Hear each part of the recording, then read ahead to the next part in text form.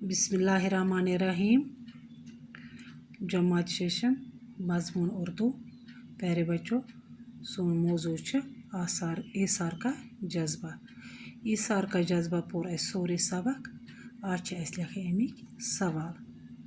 सवाल लिख में काबी पे तुम बूझू बुपर। सवाल नंबर 1, इस कहानी का सबसे अहम किरदार कौन है? इस कहानी का सबसे अहम किरदार कौन है?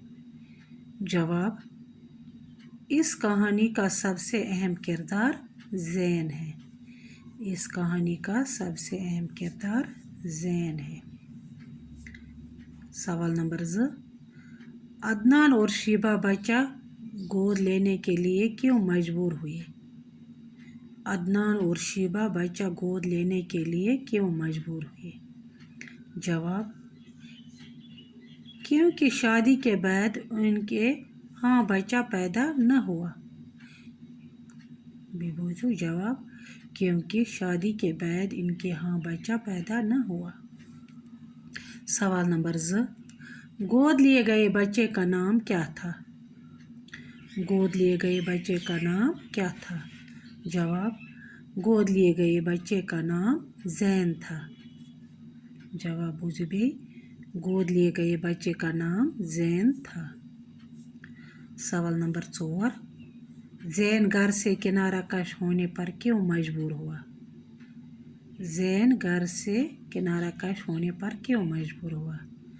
जवाब, शीबा और अदनान की बेतवज्जी की वजह से ज़ैन घर से किनारा कश हुआ। बेबूझू जवाब, शीबा और अदनान की बेतवज्जी की वजह से ज़ैन घर से किनारा कश हुआ।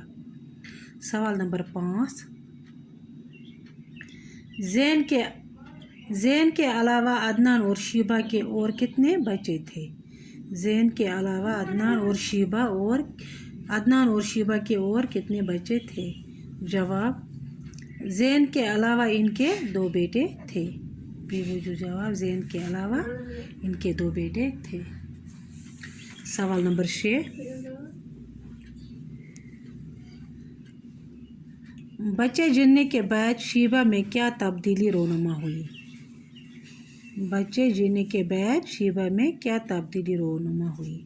जवाब, बच्चे जनने के बाद शीबा ज़ैन की तरफ तवज्जो न देती थी और ज़ैन बेतवज्जो ताड़ ली थी।